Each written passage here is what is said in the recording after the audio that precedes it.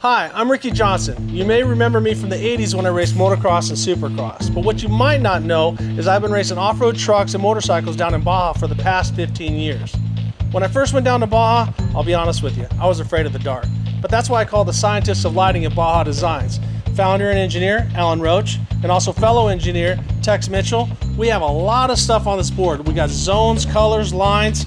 Let's talk lighting. So what is the ultimate goal of Baja Designs when it comes to lighting? The ultimate goal is to provide a smooth field of light so the driver has confidence to drive quickly with minimal fatigue.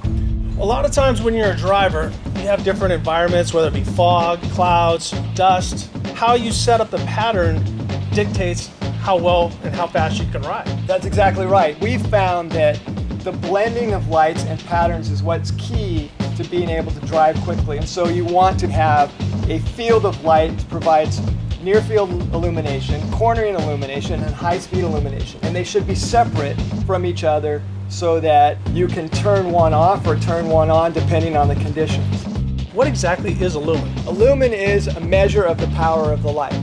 But you can have all the lumens in the world if the light power isn't directed to where you need it to be, it's pretty much worthless. So if you're trying to see off in the distance, but all your lumens are doing this, right, then your illumination or the light that you have available at a distance is going to be poor. There's 5 zones to lighting. Can you just give me a quick run through of what those 5 zones are? We kind of created these zones to explain what we're trying to accomplish with lighting. We broke it up into several different segments. We have this dust and fog zone. This area of light is covered by our Onyx white drivings and our Squadron cornering lights. So to transition that, Zone 2 out to the side. I want to keep my focus forward as a driver. The truck is going in this direction unless I'm sliding, but when I'm sliding, then all of a sudden my Zone 2 becomes my primary light. When you're sliding the truck, you have this light, I call it comfort lighting. It's this peripheral light that even when you're going straight, you have this comfort feeling versus just looking down a tunnel and it was pitch black on the side. Zone 3 is our main pattern of light, which is our driving pattern, and it's in the center of the field, and it's a kind of a combination of our Onyx lights with their driving and wide driving lenses as well as Squadron combo beams. All right, Tex, going to Zone 4. It's a little bit smaller, but that doesn't mean it's less important. We're getting more into our focus lighting where we're trying to penetrate it down the road further.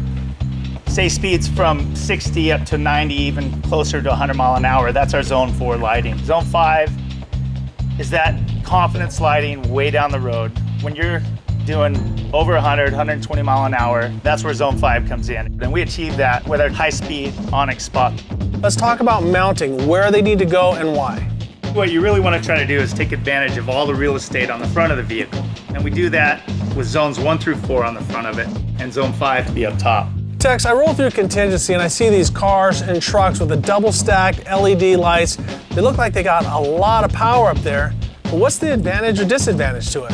There's definitely a lot of disadvantage to that. One being they're trying to take a light that was not designed to be a long-range light, and they're adding a ton of them trying to get that light. They've taken away their weight advantage. They've taken away their aerodynamic advantage. And for the glare, that type of light up above your roof line there, glaring off the hood, just kills your night vision. So it's just like when I'm driving down the road, I see some fog, I turn my brights off and I can see. Exactly. You wouldn't be driving in the fog at night with your high beams on. Same thing goes off-road. You want to limit the height of the pattern so that you don't get all that glare back. You guys are racers and competitors, but how did you get so much experience in lighting? Kind of came out of necessity. I've done 10 Baja 1000s, 5 on a bike, 5 in a car, as well as working with all the different race teams to develop their lighting packages. So not only do I have my experience, but the experience of all these other teams that we get to go out and work with and aim lights, develop patterns, and find out what their needs are. They tell us what they want, and then we go back and engineer a solution to it. It's back to patterns and distributing the light where you need it.